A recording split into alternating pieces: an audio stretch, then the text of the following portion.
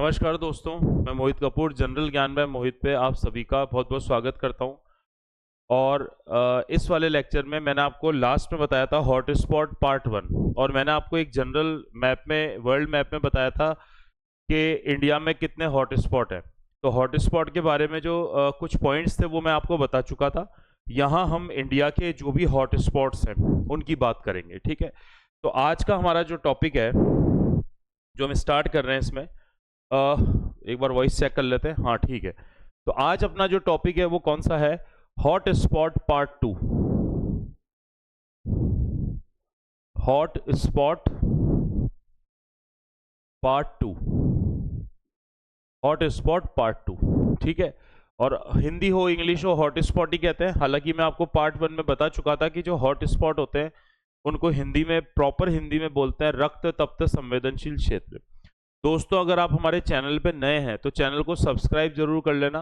साथ साथ में आप जो डिस्क्रिप्शन है उसमें हमारे टेलीग्राम चैनल का लिंक है तो उसे भी ज्वाइन कर लें, क्योंकि हमारी सारी पीडीएफ वहीं पे शेयर होती है। और अगर आप इंडिया का सबसे सस्ता रेलवे, एसएससी या इंडिया लेवल के किसी भी एग्जाम का कोर्स परचेज करना चाहते हैं तो हमारे एप्लीकेशन पर सबसे सस्ता कोर्स अवेलेबल है 2 साल की वैलिडिटी के साथ, तो आप उसको भी विजिट कर सकते हैं। अगर किसी भी तरह की आपको कोई परेशानी है तो आप जो डिस्क्रिप्शन में दिया हुआ व्हाट्सएप नंबर है उस पर क्वेश्चन पूछ सकते हैं या डायरेक्ट भी कॉल कर सकते हैं, ठीक है। चलिए स्टार्ट करते हैं। अगर हम हॉट स्पॉट की बात करेंगे तो मैंने आपको बताया था, इसको वापस एक बार के लिए रिकॉल कर देता हूं कि पूरे वर्ल्ड लेवल पे जो हॉट स्पॉट है वो कितने हो गए आपके 36। पूरी दुनिया की अगर बात करेंगे तो दुनिया के पूरे लेवल पे हॉट स्पॉट कितने हैं आपके 36 है। और इस 36 में से आपके जो 4 हॉट स्पॉट्स हैं ये कहां पर मौजूद हैं? इंडिया में। मतलब इंडिया में जो टोटल हॉट स्पॉट है आपके वो कितने हो गए? कुल 4 हो गए, ठीक है। अब ये 4 हॉट स्पॉट कौन कौन से हैं, आपको इनको किस तरह पढ़ना है उसको हम पूरा का पूरा मैप के माध्यम से करेंगे, ठीक है। तो चलिए इंडिया के हॉट स्पॉट की शुरुआत करते हैं, ठीक है। देखिए इंडिया का जो सबसे पहला हॉट स्पॉट है, भारत का जो सबसे पहला हॉट स्पॉट हम पढ़ेंगे ये आपका है हिमालयन रीजन। इंडिया का जो सबसे पहला हॉट स्पॉट है ये कौन सा हो गया आपका? हिमालयन रीजन या हिमालयन क्षेत्र। हिमालयन रीजन या हिमालय क्षेत्र, ठीक है। अब जब भी हिमालय रीजन, या तो फिर इसको दूसरे शब्दों में कई बार हो सकता है आपको पूर्वी हिमालय लिखा हुआ आ जाए, तो कोई कंफ्यूज नहीं होना है। इसको आप इस तरह भी लिख सकते हो पूर्वी हिमालय।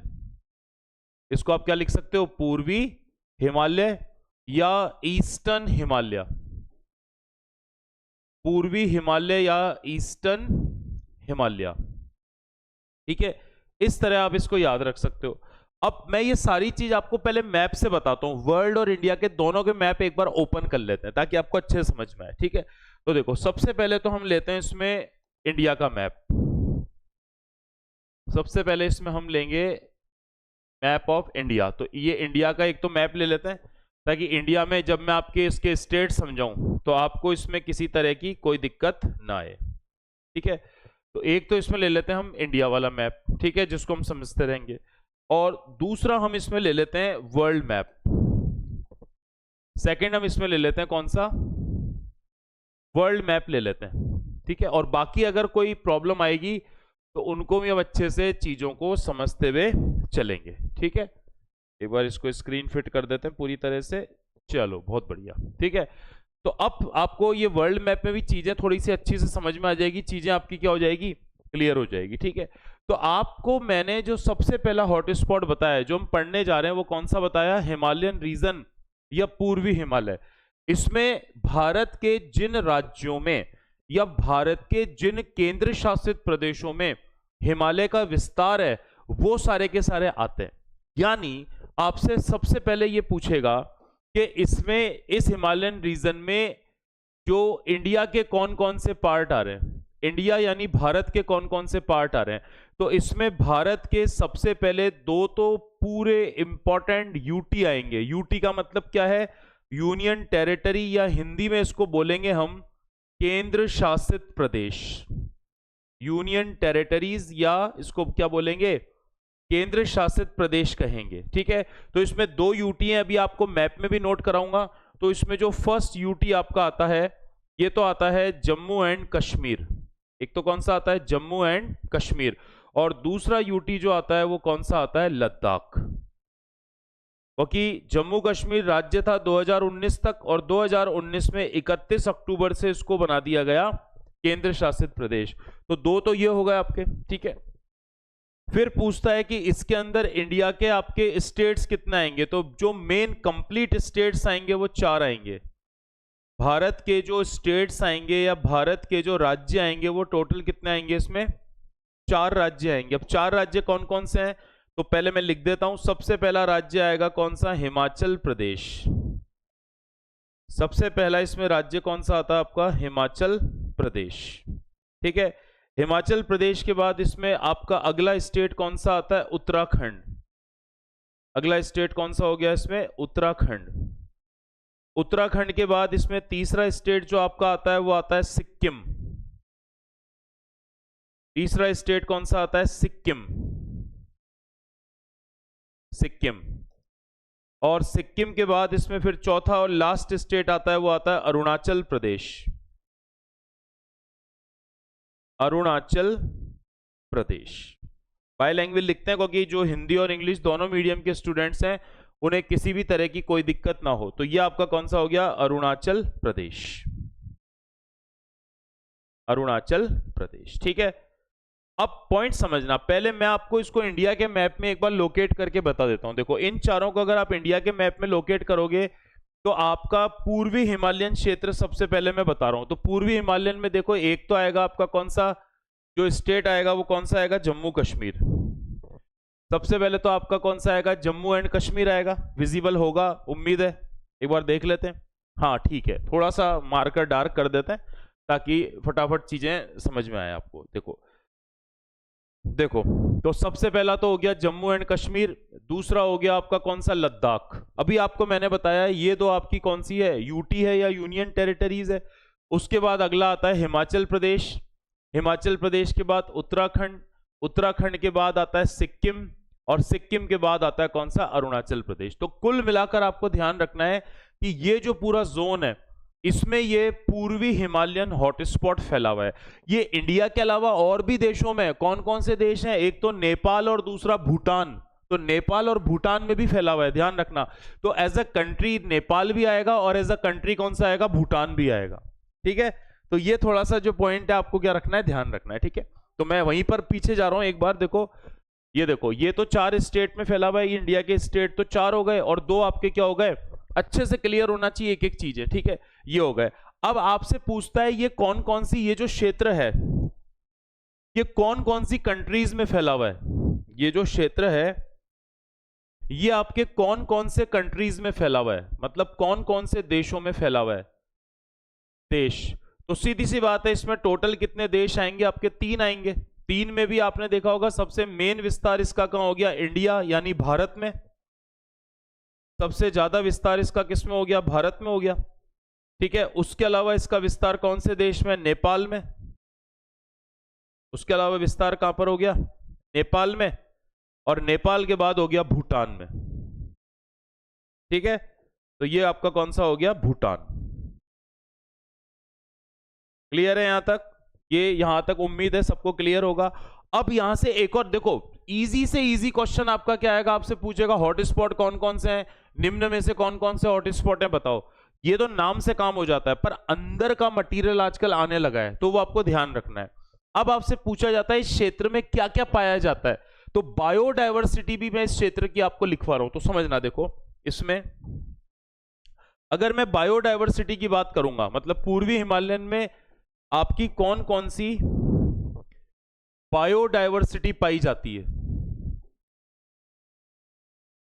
पूर्वी हिमालयन में आपकी कौन कौन सी बायोडायवर्सिटी पाई जाती है, यानी पूर्वी हिमालयन में आपका कौन कौन सी जैव विविधता पाई जाती है, कौन कौन सी जैव विविधता या कौन कौन सी बायोडायवर्सिटी पाई जाती है। तो एक तो यहां पर सबसे पहले मिलेगा आपको कौन सा, हिम तेंदुआ। कौन सा मिलेगा, हिम तेंदुआ। इसमें हिम तेंदुआ आपको मिलेगा जिसको बोलते हैं स्नो लेपर्ड। इसको क्या बोलते हैं, स्नो लेपर्ड, ये यहाँ की विशेषता है। मैं आपको बता देता हूँ स्नो लेपर्ड, देखो इसमें आपको मैं यहाँ पर बता भी देता हूँ, जितने अवेलेबल हैं उतने तो आपको बता देता हूँ ताकि आपको किसी तरह की दिक्कत नहीं आए। ये देखो, ये रहा स्नो लेपर्ड, ठीक है, तो ये आपका क्या हो गया, स्नो लेपर्ड हो गया, ठीक है। और ये पूरे स्नो लेपर्ड की अगर बात करेंगे तो पूरे वर्ल्ड में सबसे ज्यादा स्नो लेपर्ड जो है ये आपको कहां पे मिलेगा, भारत में मिलेगा।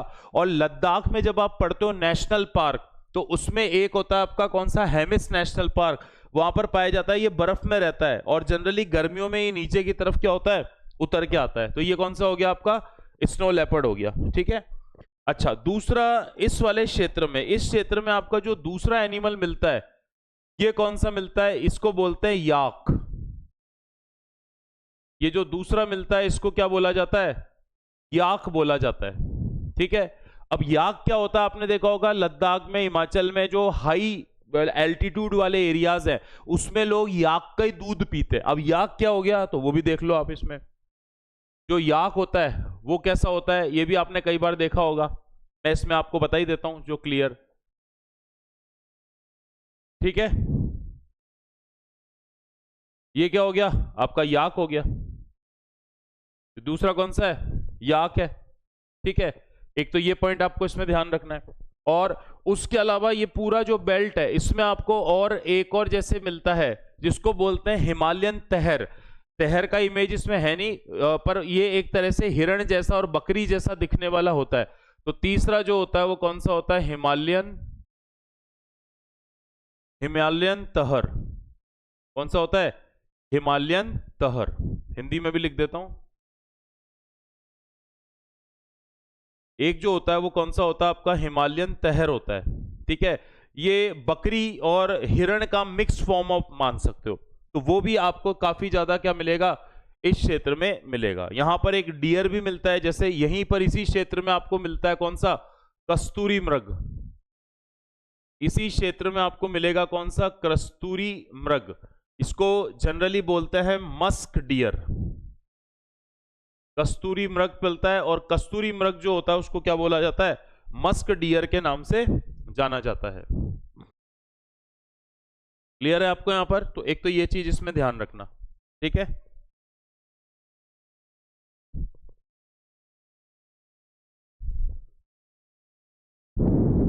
क्लियर है यहां पर। तो इस तरह से देखो, जो भी मतलब आप कोई भी चीज जब पढ़ते हो, ठीक है, तो आपको यहां पर क्या, जैसे इमेजेस साथ साथ में होती है तो सही रहता है, ठीक है। तो एक एक चीज आपको ध्यान रखनी है इमेजेस के साथ, जो भी क्षेत्र यहां पर आपके क्या हो रहे हैं, पाए जा रहे हैं, ठीक है।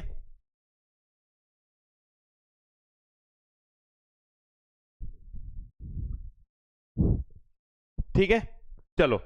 अब ये आपका हो गया कौन सा, पूर्वी हिमालयन। अब हम दूसरे हॉट स्पॉट की बात करते हैं। आज हम हॉट स्पॉट का कौन सा पार्ट पढ़ रहे हैं, पार्ट नंबर 2 पढ़ रहे हैं। अच्छे से एक भी चीज बाहर नहीं जाएगी, ये अच्छे से ध्यान रखना। ये 4 स्पीशीज भी आप याद रख लोगे ना तो यहां पर मोर देन सफिशिएंट है, ठीक है।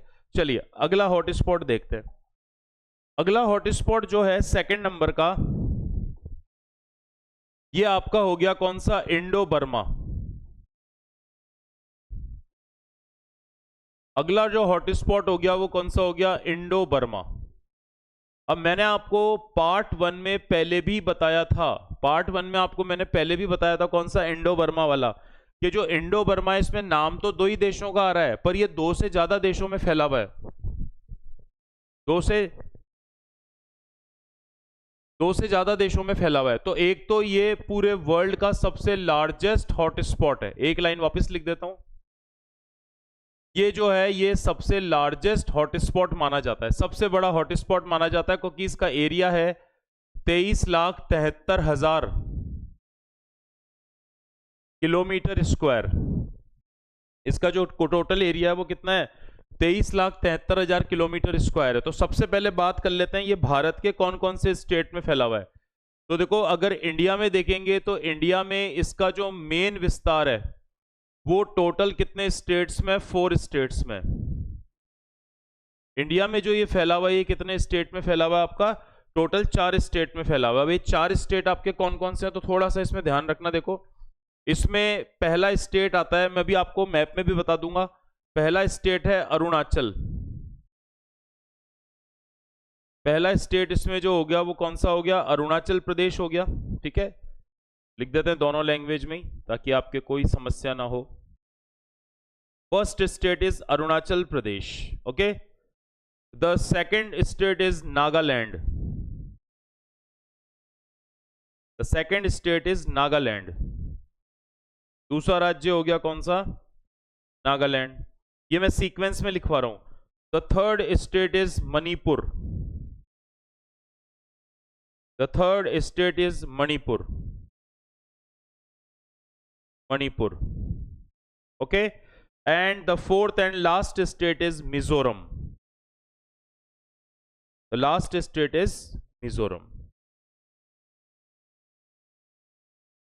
Last state is Mizoram. तो ये 4 स्टेट इंडिया के। अब इंडिया के मैप में देखो, मैं इनको आपको लोकेट करके इनको समझाता हूं। देखो अब आपके 4 स्टेट कौन कौन से इसमें हो जाएंगे। तो देखो इसमें जो कलर भी चेंज कर लेते हैं, एक बार ब्लैक ले लेते हैं ताकि विजिबिलिटी अच्छी हो जाए, और थोड़ा इसको बड़ा कर लेते हैं। देखो इसमें आपको पता है कि ये जो पूरी बॉर्डर है, ये कंप्लीट बॉर्डर कौन सी है, म्यांमार की है। ये देखो ये म्यांमार की बॉर्डर है। तो आपको यहाँ दिख रहा है म्यांमार की बॉर्डर पर टोटल इंडिया के कितने स्टेट आ रहे हैं, 4 आ रहे हैं। तो उसमें सबसे पहले अरुणाचल आ रहा है, फिर अरुणाचल के बाद नागालैंड आ रहा है, नागालैंड के बाद मणिपुर आ रहा है, और मणिपुर के बाद मिजोरम आ रहा है। तो इंडिया के जो मेन स्टेट आएंगे इंडो बर्मा में, मेन स्टेट वो केवल कितने आएंगे, 4 आएंगे। ठीक है, अब इसमें देश कौन कौन से आएंगे, तो एक बार वर्ल्ड मैप पे आप चलो। देखो एक बार वर्ल्ड मैप पे चलते हैं, तो यहां पर ये जो बेल्ट है ये कौन सा फैला हुआ है, तो समझना ये इस तरह से, ये इंडिया से, इसको व्हाइट कलर से ले लेते हैं ताकि इसकी विजिबिलिटी अच्छी हो जाए। ये देखो ये जो पूरा इंडिया के पास से ये जो पूरा कंप्लीट बेल्ट चल रहा है ये, ठीक है, ये आपका कौन सा क्षेत्र है, ये इंडो बर्मा है।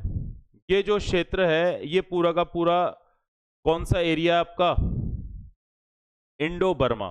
तो इसमें कई आसियान कंट्रीज भी आते हैं। कौन कौन से आते हैं, कई आसियान कंट्रीज भी आते हैं, मतलब Myanmar, Thailand, Laos, Cambodia, Vietnam and China का सदर्न पार्ट यानी दक्षिणी भाग। तो पहले मैं एक बार आपको कंट्री के नाम लिख देता हूं, ठीक है, ठीक है, चलो।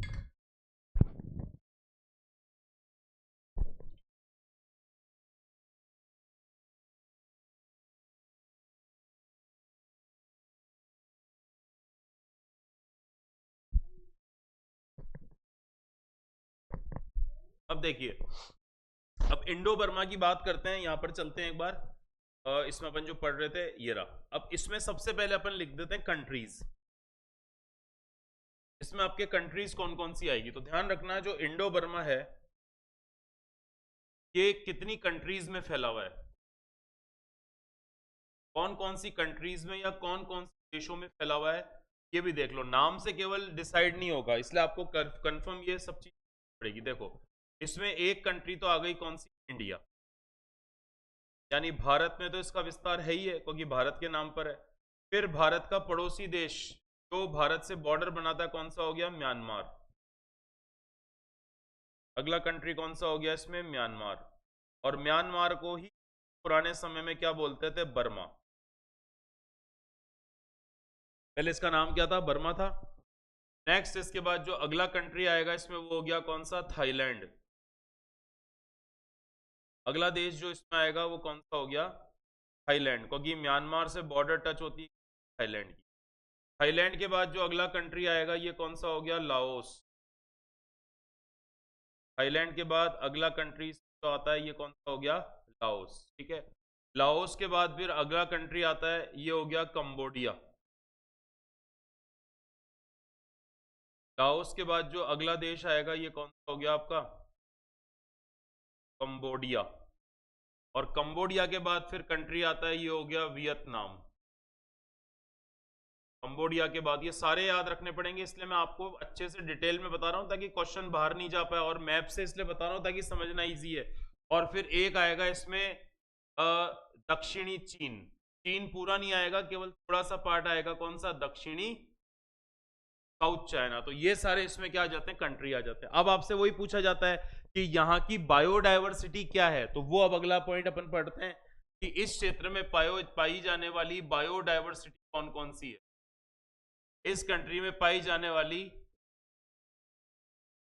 बायोडायवर्सिटी या जैव विविधता कौन सी है? ध्यान रखना, इस क्षेत्र में सबसे इंपॉर्टेंट पाया जाता है एशियन एलिफेंट, एशियाई हाथी। ठीक है, तो सबसे पहले जब भी पूछेगा, वैसे हाथी के मामले में केरल कर्नाटक है, पर एशियन हाथी को लेकर म्यांमार और थाईलैंड में खूब हाथी पाए जाते हैं। ध्यान रखना, इसकी स्पीशीज में सबसे पहला आता है कौन सा? एशियन एलिफेंट, एशियन एलिफेंट या एशियाई हाथी, एशियन एलिफेंट या एशियाई हाथी। मैं इमेजेस बता देता हूं आपको। हालांकि दो तरह के हाथी होते हैं, एक आपके एशियन होते हैं, एक अफ्रीकन होते हैं, पर हम यहाँ पर केवल अभी और जो पढ़ रहे हैं, जो पार्ट पढ़ रहे हैं, इसमें केवल आपको एशियन एलिफेंट ही बताऊंगा जो जाता है। ये देखो, ये है एशियन एलिफेंट, ये कौन सा हो गया? Asian elephant. ठीक है, एशियन एलिफेंट और अफ्रीकन एलिफेंट के बिहेवियर में अंतर होता है, बॉडी होती है उसमें अंतर होता है, काफी चीजें होती है। ठीक है, तो एक तो एशियन एलिफेंट याद रख लेना। ठीक है, अच्छा, दूसरा आपको इसमें ध्यान रखना है, सेकंड नंबर पर इस क्षेत्र में जो बायोडायवर्सिटी पाई जाती है, यहां आपको एक विशेष टाइप का मंकी मिलता है, हुलॉक गिबॉन, तो गाना गाता है। ठीक है, तो इसमें लिख देना। अगला हो गया इसमें पाई जाने वाला हुलॉक गिबॉन। ये आपके पूछेगा, ये ऐसी प्रजातियां हैं कई स्पेसिफिक, इसलिए बिल्कुल ढंग से रिसर्च करके बनाया। हुलॉक गिबॉन, इसका हिंदी में भी नाम लिख देते। ये कौन सा हो गया? Hoolock gibbon. ये आप चाहो अपने याद रखने के हिसाब से तो लिख सकते हो। ये बंदर की प्रजाति है, बंदर की प्रजाति है, स्पीशीज ऑफ मंकी। ये एक बंदर की प्रजाति है। इसका भी बता देता हूँ इमेज आपको, ये कैसा दिखता है, क्योंकि वो चीज देख लेते हैं तो वो अपन को फिर लंबे टाइम तक अच्छी तरह से क्या रहती है, याद रहती है, तो वो आपको ध्यान रखना है। ठीक है, ये रहा भाई, ये रहा कौन सा? Hoolock gibbon. ये इस तरह का मंकी होता है और ये गाना भी गाता है। ठीक है, सॉन्ग्स भी गाता है। तो ये आपका जो हो गई, ये कौन सा हो गया? ये हो गया हुलॉक गिबॉन। समझ गए? एक प्रजाति तो आपकी एशियन एलिफेंट हो गई, एक कौन सा हो गया? हुलॉक गिबॉन हो गया। ठीक है, तो नंबर भी डाल देता है। ये तो हो गया नंबर 1, ये हो गई नंबर 2। फिर यहाँ पर एक डक भी मिलती है, डक, पर उसका हालांकि मेरे पास अभी इमेजेस नहीं है, पर मैं आपको नाम लिखवा देता हूँ। तो यहाँ एक पाई जाती है इसमें जिसको बोलते हैं व्हाइट विंग्ड डक, ये भी फेमस है यहाँ की।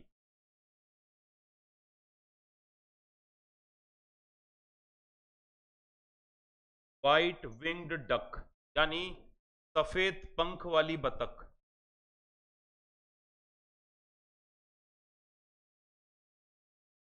सफेद पंख वाली बतख, ये भी यहाँ की एक बहुत इंपॉर्टेंट स्पीशीज है। और साथ में आपने एक सब्जी का नाम सुना होगा, जिंजर, अदरक। तो जिंजर की भी सबसे ज्यादा आपको टाइप्स है वो यहीं मिलेंगे। तो इसमें लिख देना maximum type of ginger, maximum types of अदरक की सर्वाधिक किस्में, अदरक की सर्वाधिक, अदरक की सर्वाधिक किस्में। समझ आया आपको ये? अब देखो, अपन ने डिटेल में पढ़ा, अपन ऐसा नहीं कि केवल नाम पढ़ लिया और नाम पढ़ के अपन ने केवल इतिश्री कर ली। ऐसे नाम पढ़ के अपन को इतिश्री नहीं करनी, अपन को पूरा पूरा याद होना चाहिए। तो आज आपका हॉटस्पॉट का पार्ट 2 है। मैंने इसमें 2 हॉटस्पॉट, 4 में से 2 बता दिए। अगला पार्ट में कल सुबह लेके आऊंगा, मैं बचे हुए दोनों हॉटस्पॉट करा दूंगा और हॉटस्पॉट वाला टॉपिक फुल फ्लैश हो जाएगा। ठीक है, तो दोस्तों विदा चाहूंगा। चैनल को सब्सक्राइब नहीं किया है तो कर लेना, टेलीग्राम ज्वाइन कर लेना, एप्लीकेशन पे मजा आ जाएगा। ऐसा जीके का कोर्स है, एक बार आप उसको करके देखो। यूट्यूब पे वीडियो के सैंपल्स पड़े हुए हैं और हर चीज को बेहतरीन समझा है, किसी में घास नहीं काटी है। ठीक है, चलिए देखते रहिए। बहुत बहुत धन्यवाद सभी का, मिलते हैं अगली क्लास में। नमस्कार।